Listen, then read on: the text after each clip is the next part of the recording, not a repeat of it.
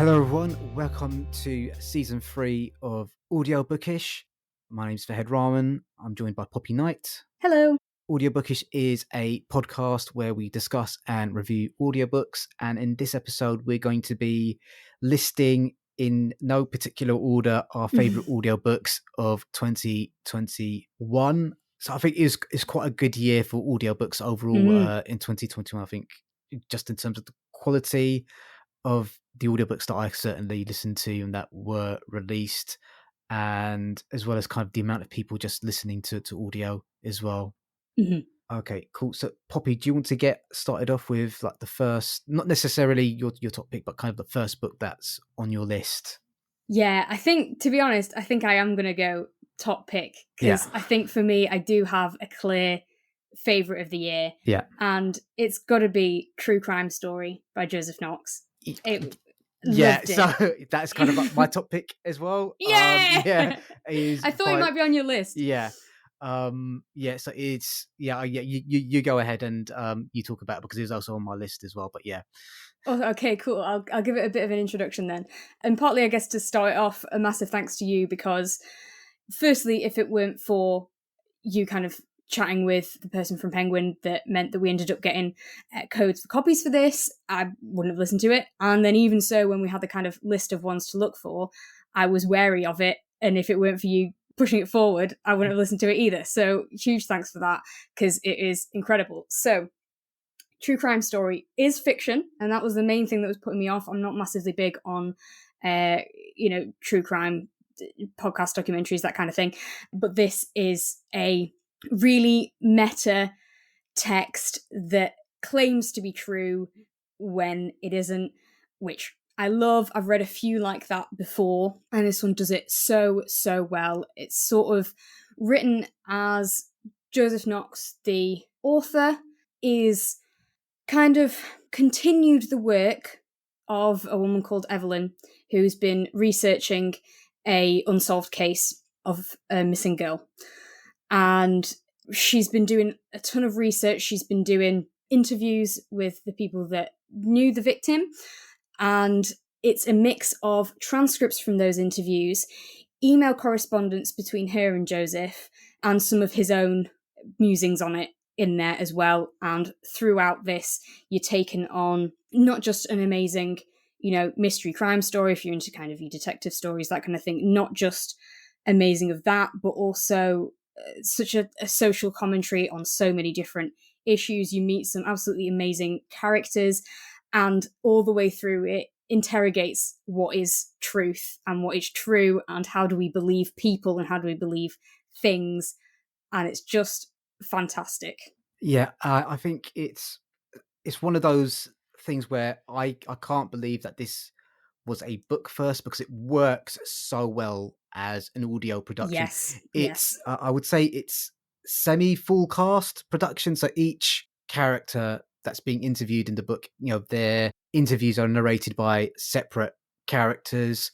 We've got Joseph Knox, the author himself, kind of narrating sections of the book, as well as Evelyn being played by an actor performing her sections in the book. So there's so much to kind of, we discussed this book for an hour, so I don't want to take up too much of this podcast discussing it, because we could easily talk about it again for another at least half an hour, 40 minutes. Oh, definitely.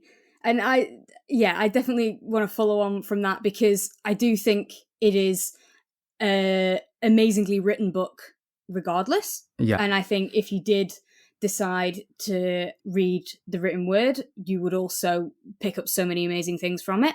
But yes, 1,000% agree. I think you'd be cheating yourself if you didn't listen to it. All the performances from the full cast, absolutely incredible. The sound design, brilliant.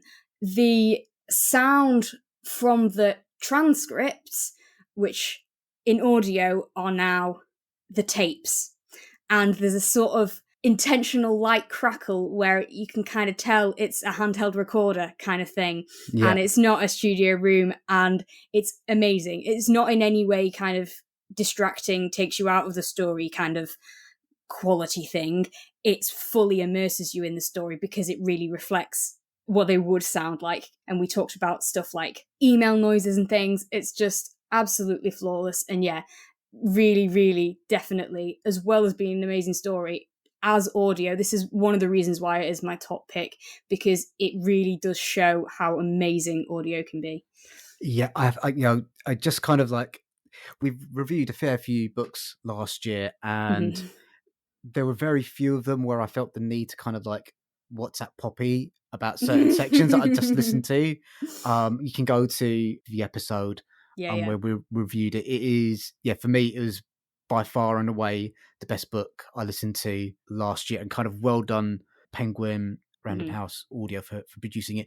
They had a lot of really good books out last year. Mm-hmm. Books that didn't actually make my list also included the adaptations they did for the 2000 AD graphic Yeah, novels, yeah, which were also excellent. So they're doing some really kind of top quality work. But for me, this was just a cut above the yeah. rest.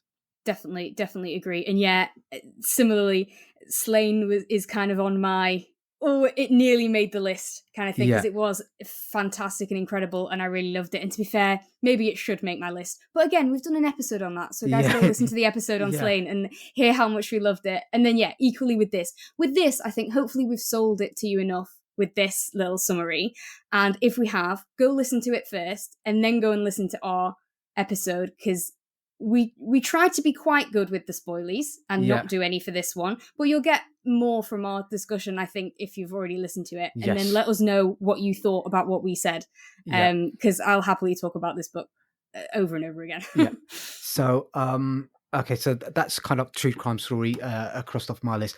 I think the next pick on my list Mhm. is Dope Sick by Beth Macy, narrated by Beth Macy. So I think this was turned into quite a popular TV series on Disney Plus, and Beth Macy is a journalist in the United States, and it covers the story of how the opium epidemic started in the United States, and how different people and organizations have struggled to deal with it. So it kind of covers a lot of the stuff around how, the tactics Purdue Pharma implemented to sell OxyContin to Mhm. doctors, and how those doctors subsequently prescribed that drug to their patient. She interviews and talks to law enforcement. She talks to drug addicts. She talks to the parents and family members of addicts that have passed away or end up in jail. She talks to drug dealers. It's a tragedy, kind of epic in its scope. It's a book that left me deeply sad and Mhm. angry, because it's one of those stories that makes you kind of realize that there's absolutely no justice in this Mhm. world, and there's kind of a lot of pain and suffering that we inflict upon ourselves, but there's also so much kindness and hope and love, and Mhm. those are the things that we kind of need to build on and hold on to and reach out and connect to each other with. So um it left kind of a really deep impact on me. Mhm. It's a book that's going to make you feel kind of desolate and disappointed, but at the same time, it also reinforces kind of like the strength of individual people's humanity in the way they kind of treat each other, and how they Mhm. try and innovate and create solutions so that we can move forward and live our best lives as well. So yeah, it's utterly compelling, and Beth Macy does a fantastic job of narrating her own text as well. Wow. Yeah, no, that sounds really, really, like you say, dark and intense. But yeah, it reminds me a lot of, your description reminds me a lot of No Fixed Abode that we listened to, as a kind Yeah. of a similar book on a different topic, Yeah. is what I get from that. Yeah, no spoilers yet, but might be also on my list as well. That's Um, very fair. okay, what's the next book on your list? Okay, there's really no particular order to this. Yeah. I think what I'll go on to next is sort of a group of three, but I don't know how I'll talk about them. But basically, it's because I'm not really much of a, or I haven't been much of a autobiography person until this year. Yeah.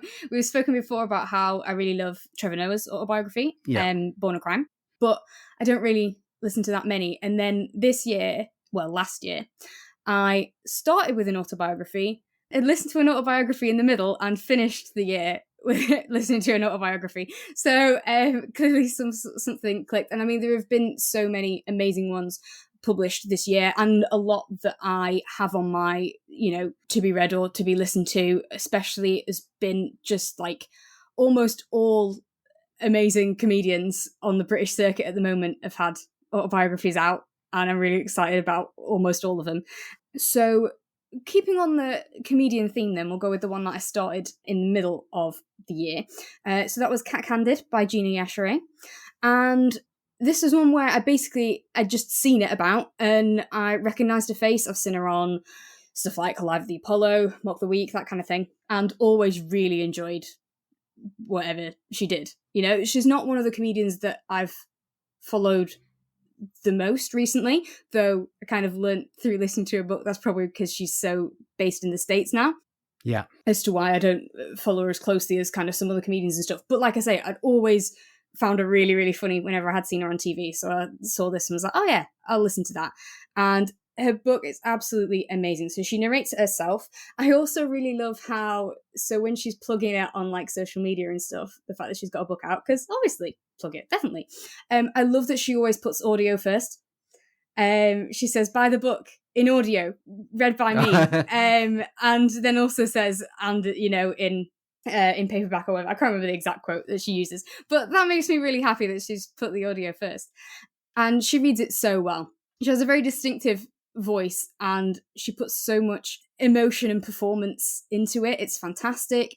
And then especially, so she's from a Nigerian background and does a Nigerian accent for like her mum and some other characters and things, which I think is really, important for listening to it in the book. And yeah, it's her performance is brilliant. When it comes to the content, it was so fascinating. Like I say, I didn't really know that much about her, and yet now I know so much about her. But not only so much about her, so much about Britain in the 80s, which, I was talking to my mum, like, she'd probably get a very different experience listening to it than I would, because for me, I'm very much learning about that, whereas, for someone who's lived it, it's more kind of nostalgia kind of thing. There's so much stuff about race and race during, her childhood and early 20s and stuff as well in Britain, again, in London specifically, which again, I wouldn't know anything about. Yeah. And so many just amazing things that she's done with her life. She was terrified of lifts and then became a lift engineer and rode on the top of lifts for years and learned things through that. And then her journey into comedy and how that went. And one of the main things I really took from this book was about going for what you want and not playing the game, was a really kind of big thing of it. There were points in her life where she could have just done what other people said. One specifically notable one where it was about a character that she'd written, and someone said, okay, yeah, we want the character, but we want someone else to play it. And she could have just gone, yeah, okay, sure, at least I've got my script out there. But she took a risk, pushed back, and went, no, I'm playing them. And that launched an incredible opportunity for her. And a similar thing when her work was overlooking her back in engineering and being unfair, and went, you know what, I'm not playing the game. This is what I want. And that I really needed to hear, I think. And it was really, really good. And yeah, so like I say, there's some dark moments and some really funny moments. Some stuff of just like, yeah, like I say, pop culture in, a time when I wasn't alive. And all sorts of stuff, as well as just a comedian telling great stories, which I just thought it was absolutely brilliant. So yeah, I think that's a really high up there one on my list for this year.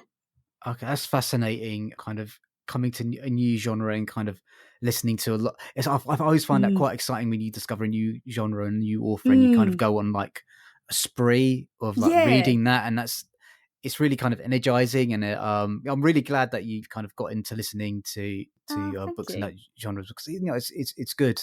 It's good to kind of widen your horizon. So, and yeah, Gina is hilarious. I do remember kind of like watching, I think she did like a celebrity episode of Come Dine With Me, and I think at the time was only eating raw food. So like all the food that she served, if I remember correctly, was all like dehydrated stuff.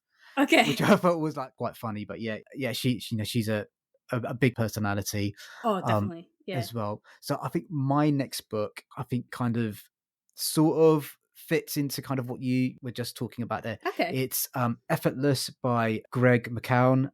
Greg is a motivational speaker and a business coach, and Effortless, it's a book I listened to at the beginning of last year. I received an advanced review copy from NetGalley, so thank you to them for allowing me to review the book. And it's just his guide to how to make your life more effortless. And he talks about how to kind of like minimize the things that you're doing in your life, kind of removing things from your life, both in terms of like, so if you're kind of running a project, trying to run that project as simply as you can, so you can kind of get more done. And the other two themes that really kind of struck a tone with me were having the courage to be rubbish at something. And he really talks about prioritizing progress over perfection, and how you've got to give yourself permission to be bad at something. And there's some things that are simply worth doing badly. So it's better to kind of go for like a 10-minute walk, every day, rather than going to the gym once every, 2 or 3 months or whatever. And yeah, just there are some things that are just worth doing badly, and just doing stuff and, prioritizing kind of like the process and progress over trying to get things absolutely right really struck a tone with me. And then the other thing that he talks about a lot is deciding what done looks like as well, in terms of don't aim for perfection, because at a certain point you're just ruining the stuff that you've done, and just deciding, right, this is it. Just kind of like putting it out there. And he talks a lot about his motivations for writing the book. And he's a very busy person, and he just realized that he wasn't really following his own advice, and he needed to find another path to kind of like be a good dad and a good business partner and all that sort of stuff. And he also talks a lot about forgiveness in the book as well, and how that's a really important tool to kind of let go of all those like nagging things. And the way he described it's kind of like, if you're holding on to like bad feelings and stuff, it's kind of like running a computer with loads of unnecessary computer programs that you're not using anymore in the background. And if you just shut those down, you'll have more emotional energies to put forward to like positive things. So that's another thing that kind of really struck a tone with me. So it's kind of like a self-help book. I like to read at least a couple of self-help books a year, even though I don't always follow their advice. And this is probably one I'll probably read again this year. So yeah. No, that's really cool. And, there's so many important lessons in there, and things I could do to have been reminded about, and it's a good thing to be reminded about them now. So and like you're saying about kind of following that advice, you or the author, that they are the kind of things that need reinforcing, aren't they? It's very easy to not follow them, but very good to be reminded about them, for sure. Especially kind of like this time of year, beginning of the year, it's very important as well, that kind of thing about doing stuff badly and things. And often, like, if you set a New Year's resolution and then you break it, I certainly find this, if I set a habit for myself, kind of do something every day, and I can stick to it for a bit, and then as soon as I've broken it, it's done, whereas actually it's a lot better to go, okay, I missed a day when I wanted to do it every day. That's a shame, but you know what? If I do it today, that's still better than just giving up on it completely. Yeah, exactly. So I think that's definitely a very important point. And then like you say about self-help, another one that I haven't really fully ventured into yet.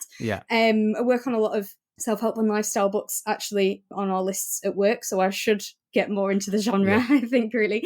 But maybe that's a good one to start with. And it just reminded me, in flicking to what you'd said before about me, getting into new genre with autobiographies and stuff, it reminded me of many years ago.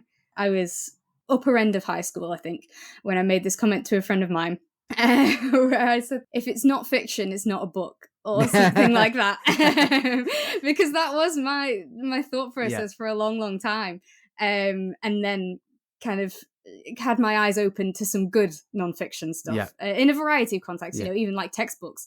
I ended up really enjoying some good ones. But just wanted to share that story for even if you are, maybe if you're a bit like I was listening to this thinking, I'm only into fiction, stuff like this could be good. And I think the one that you spoke about is a good starting one, it sounds like. I think we're kind of like digressing into another conversation slightly, but I remember reading I think it was an interview with Noel Gallagher, and he's like completely the opposite. He's I can't read fiction. I feel like I saw that somewhere. I can only read non-fiction books. That's the only thing that kind of like gets my interest in biographies and things like that.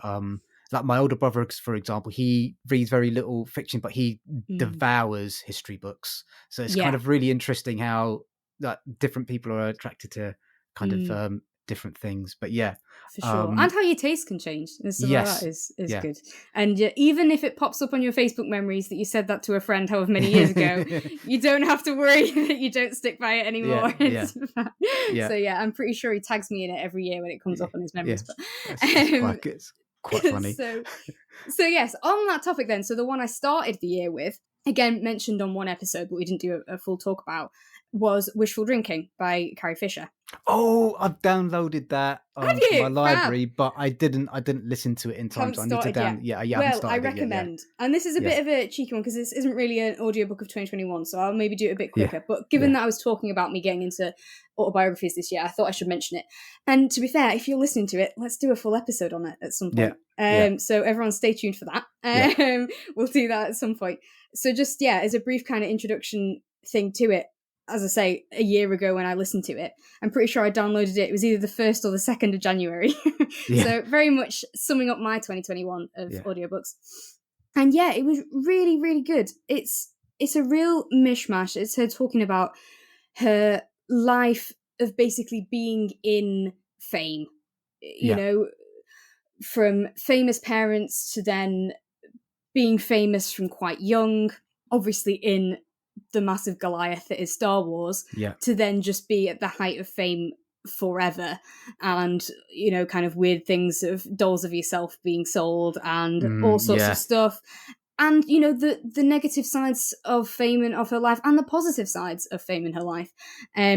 Really, really interesting to listen to, and fascinating stories, and an amazing storyteller. Again, she narrates, and I think I sort of said before, it was based off a one-woman show that she done about it, and it definitely has that feel of you're sat in kind of the theatre with her. She's performing it to you. She's just talking to you, and it's really comforting. So I think Carrie Fisher is a fascinating character because if I remember correctly, I don't know if this piece of pop culture lore is true, is that she's actually was a brilliant screenwriter as well. I think so. She's written fiction. She's written proper books as well as non-fiction.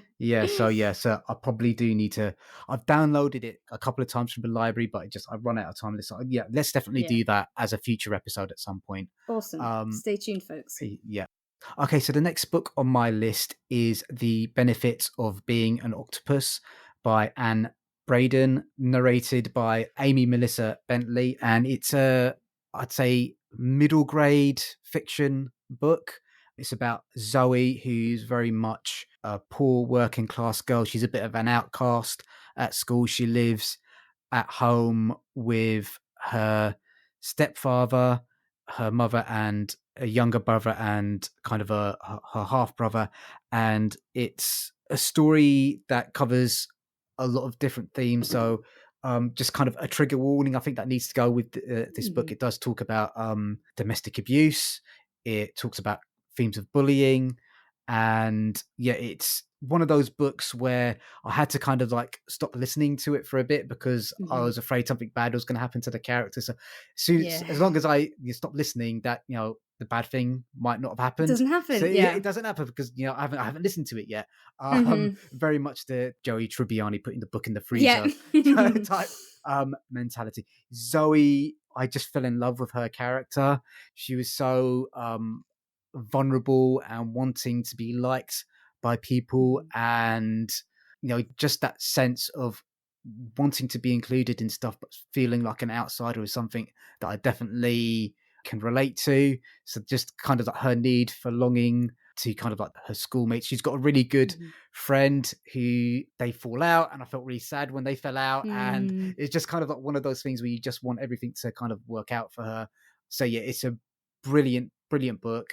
Amy Melissa Bentley does a really fantastic job of narrating the characters, Mm. and kind of bringing life to it. I recommend this book really highly.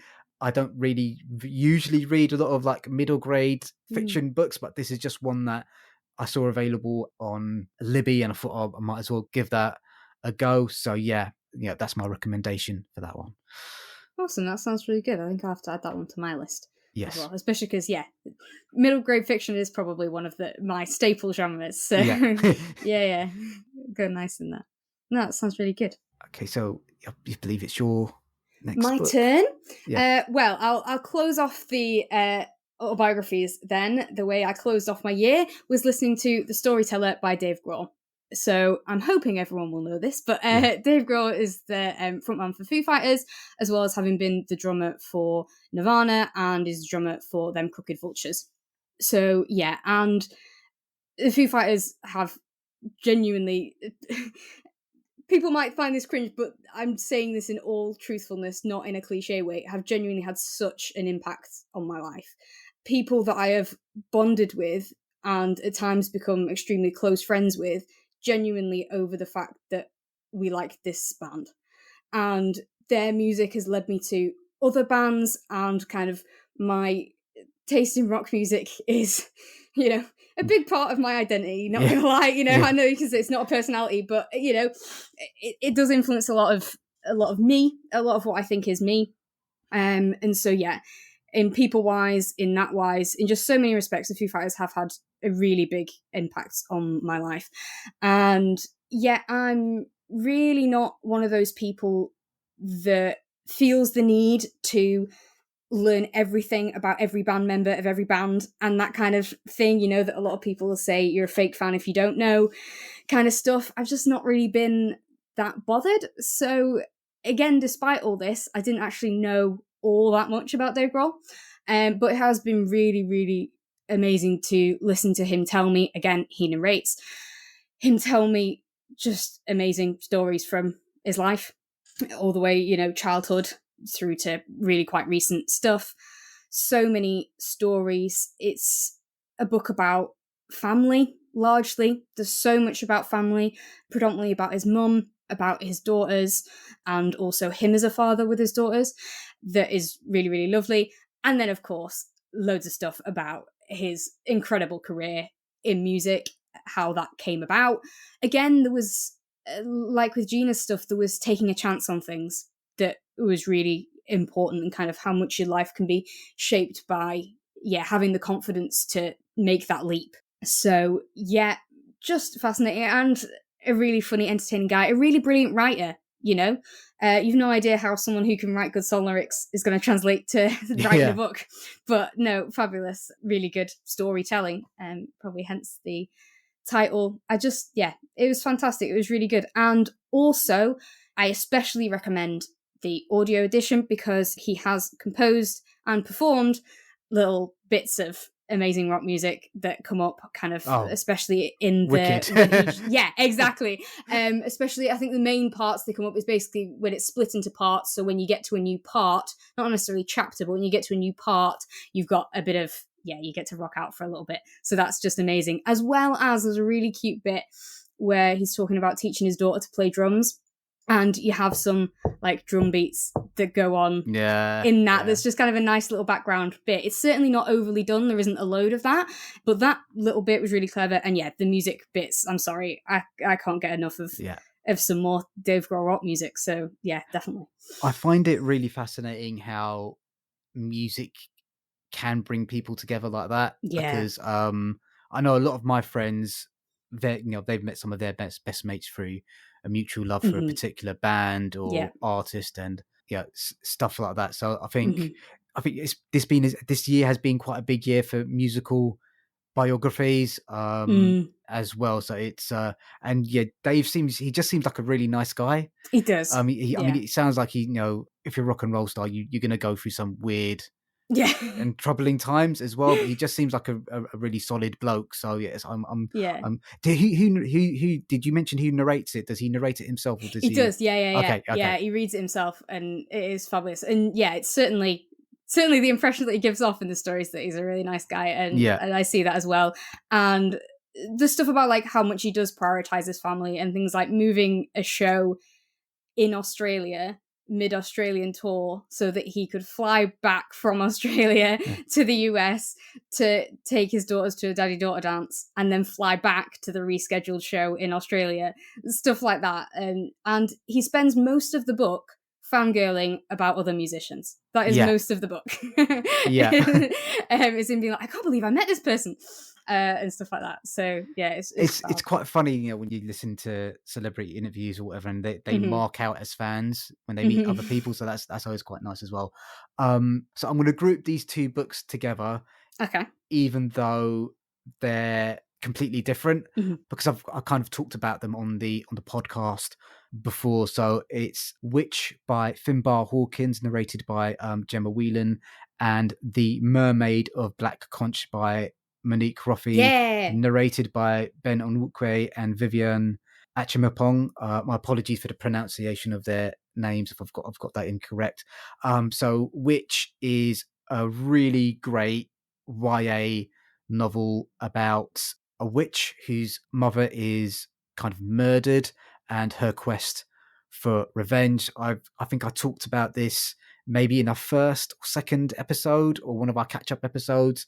Gemma Whelan does such a superb job of narrating it, and I think that's the reason why I've lumped these two together, because the narration really does lift the text in both these books. So it's a thrilling revenge thriller. And The Mermaid of Black Conch, again, the performances by both Ben and Vivian were absolutely stellar. They lifted the characters off the page, and really, the book itself is beautifully written. It's kind of sensual and romantic, and it's a fantastic. If you've not read it, go out and listen to the audiobook, because both those I think are fantastic. They're both fantastic examples how having the right narrator and kind of subtle sound design can just lift the text and turn it into something marvelous.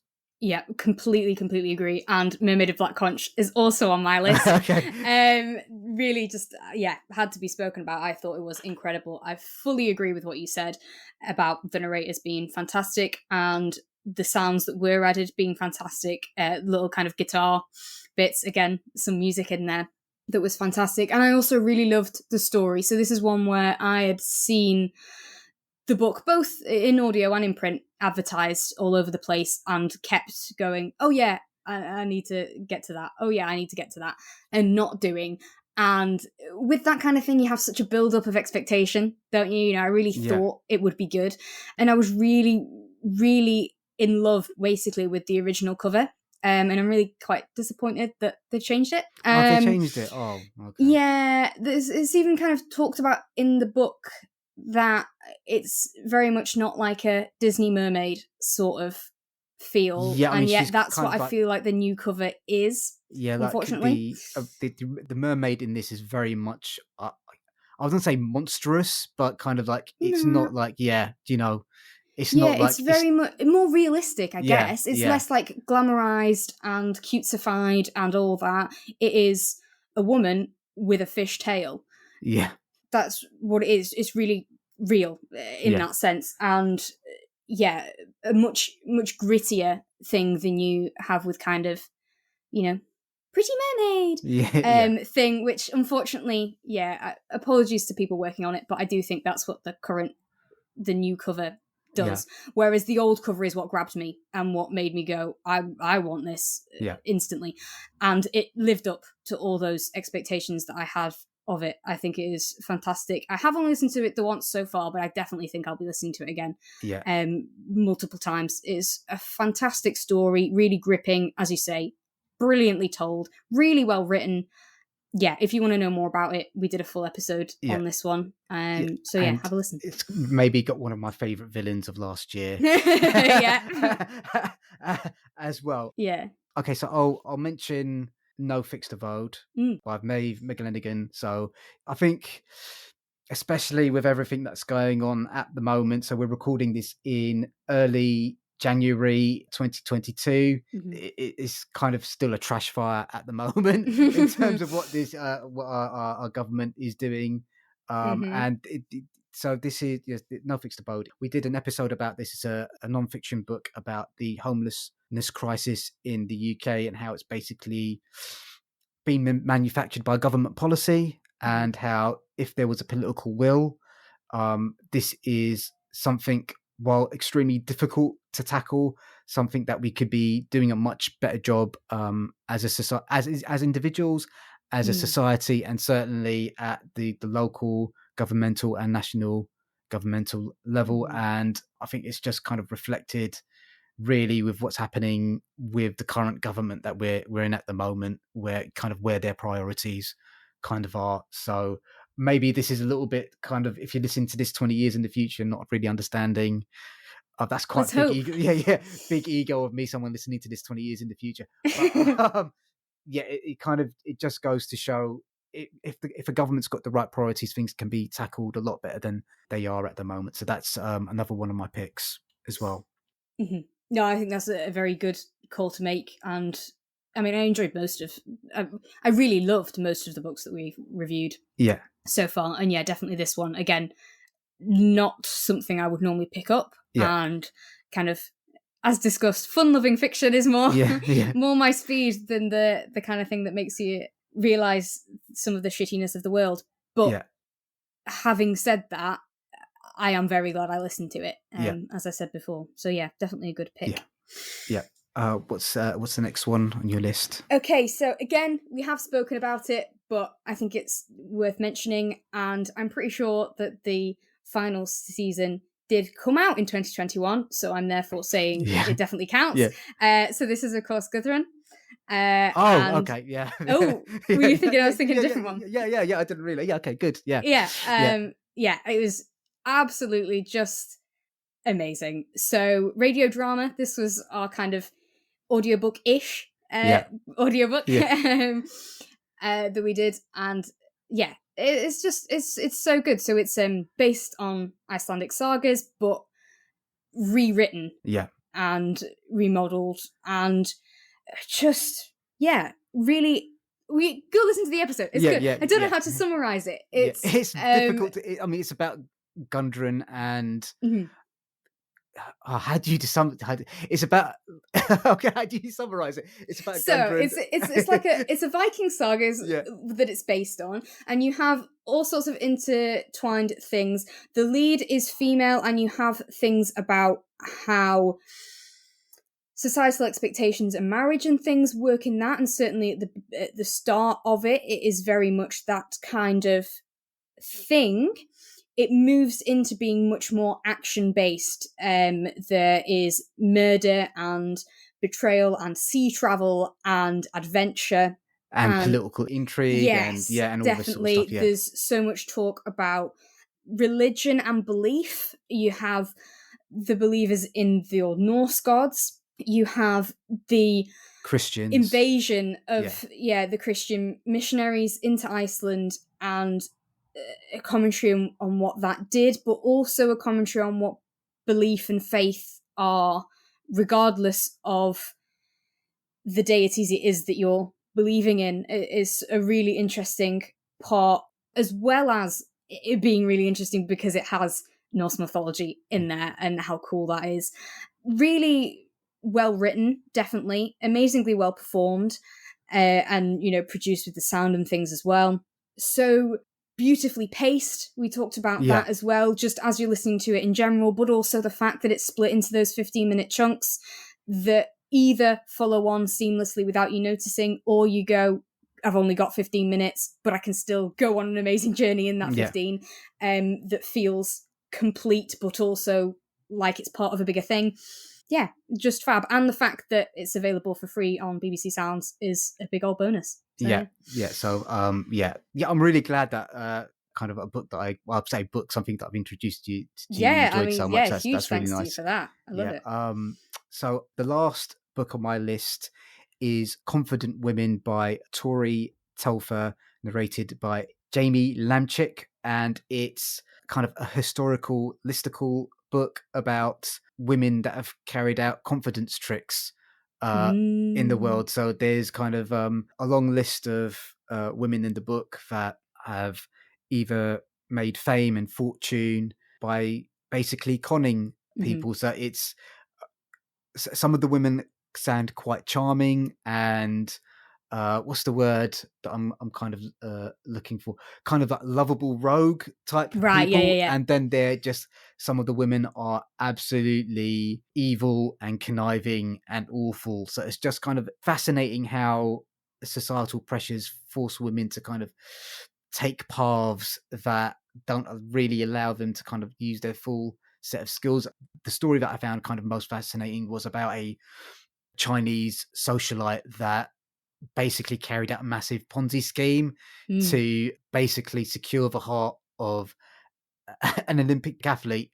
Okay. And it's like, yeah, so it's kind of like she absolutely ruthlessly pursues this man. Mhm. It's not entirely clear if that's out of love or just out of the fact that she wants to kind of like climb the social ladder. So Mm. it's a fascinating look at how women can use their feminine wiles and their Mm. intelligence to kind of make fools of men, Mhm.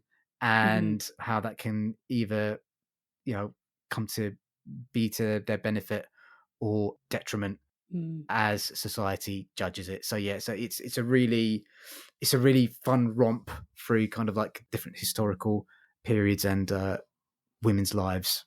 Oh, that sounds amazing. And Yeah. we've definitely spoken before how, a heist story or like a con story is another big tick for me. I Yeah. love heist stuff. Basically, if you tell me it's got heist stuff in it, I Yeah. will be Yeah. watching, listening to it, reading it, whatever. So yeah, the the Rick and Morty heist con episode where they take the piss out of heist plots is one of the funniest things ever. And in that sense of like, you can only really parody / enjoy parody if you love it. Yeah. It really does. It really does take the piss, but I love it so much.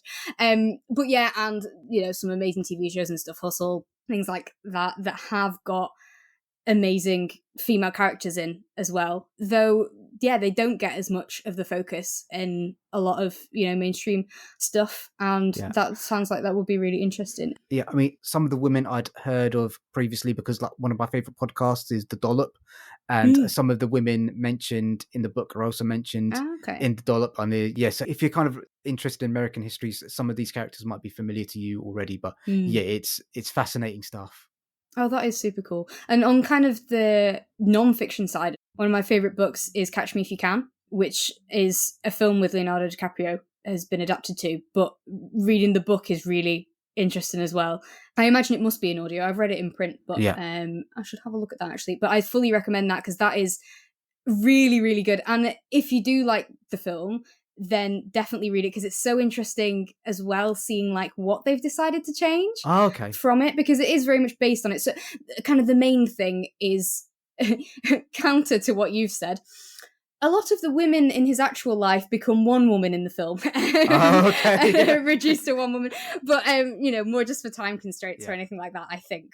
But it's a fascinating book. And yeah, despite how much heist stuff I love, I sort of, again, more on the fiction side. But that is actual non-fiction of his life and how he pretended he had a zillion different careers, pilot, doctor, all sorts of stuff, forged so many things, and just an incredible story. Yeah, I think Catch Me If You Can is like, for me, it's one of those movies.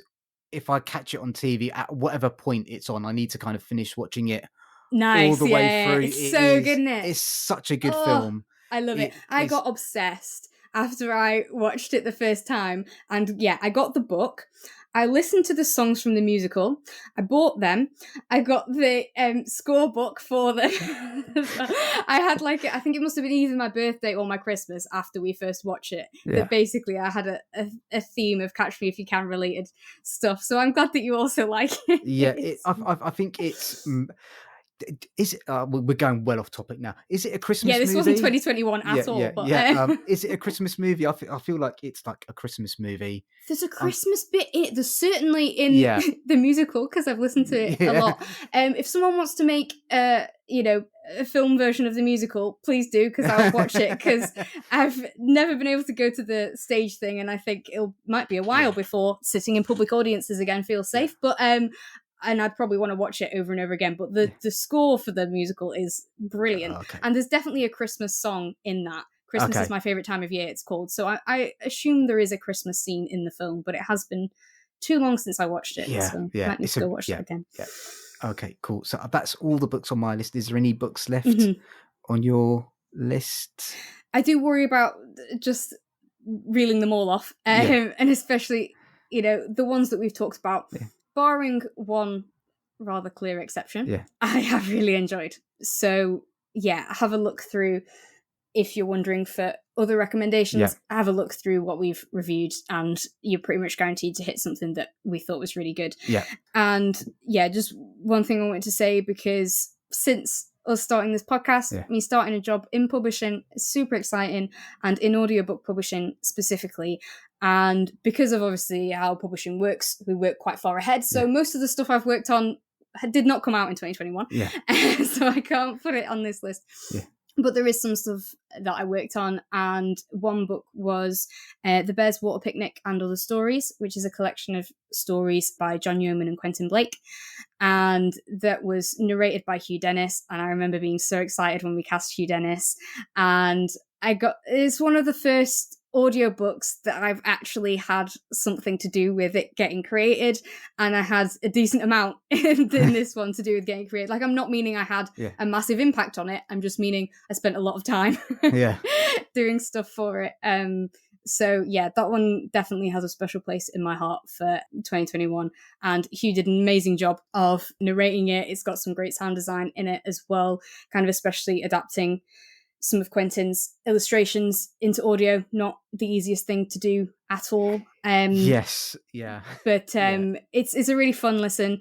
Hugh does absolutely incredible job, as you would expect, and some nice stories in there. A real range of stories. You've got like from a rhyme about the alphabet to a chapter book kind of thing, and some interesting themes as well. A lot about animal rights kind of theme goes through it quite a bit, and as well a huge range of timescales. You've got books from 1969 and books from the early 2000s and stuff. There's a range of stuff, and a kind of range of age ranges that kids can enjoy. And so that gets a little honorable mention, largely because of the personal connection with me. Okay, so, cool. When was that published? Was that published last year, or is it coming out soon? Was. It's allowed to be in this in this podcast. It was December last year. Okay, that's great. So congratulations on that. Actually, it's Thank you. Like getting a job in publishing is not easy by any means, and working on a project. If anyone's on that publishing Twitter at the moment, there's a lot of people moaning about kind of like the sort of books they're having to work on. So it's just nice to work on a project where you've enjoyed the process. I think that's definitely. Really and nice. So especially one of the books in it is Mrs. Armitage, Queen of the Road, and that is one of the standout ones that I remember from my childhood. So that's really nice. And it was also nice speaking to the producer that did the sound design on it, and him saying how it was so nice to work on books that he'd like read with his own kids and stuff like that. Lovely. So it was really sweet. Okay, cool. So I think that's all the books from my list. That's all the books from Poppy's list. This is the first episode, guys. That's the first episode kind of done. I just want to say thank you to everyone that's listened to us. I hope you can continue listening to us. If you want to get in touch, you can do that by social media via Audiobookish Pod on Instagram, Twitter, and Facebook. And if you want to get in touch with us by email, it's by audiobookish.pod@gmail.com. Please donate via the tip jar in the episode link. Please share and subscribe and leave a review and rating wherever you're listening to it. It just helps other people discover the pod. And if you've got any recommendations, please send us those through. We're kind of like open. We haven't got like a full list of books that we're going to be reviewing yet. So if you've got any books that you think we should definitely check out, then do send us that through. Any closing words, Poppy? Sort of coming off the back of that, if there's any of the books that we've mentioned today that we haven't already got a podcast episode on, let us know. I'm sure the one of us that hasn't listened to it can listen to it and chat about it if you want more on any of these. I hope that our little summaries and, blushings over them have encouraged you to take a listen to some of these and that you really enjoy. And these end of the year lists are so is. I think I left about 3 or 4 books off my list. Oh because yeah, I didn't it's want painful. it. It's hard to make these decisions. I did from the other podcast C3 panel, and I left about like 10 books off that list because I just needed to. And so these are just the ones that we could fit into this episode, really. So thank you so much, guys. Take care of yourselves, and we'll see you in a couple of weeks' time. Awesome. Ta-ra. See ya. Bye.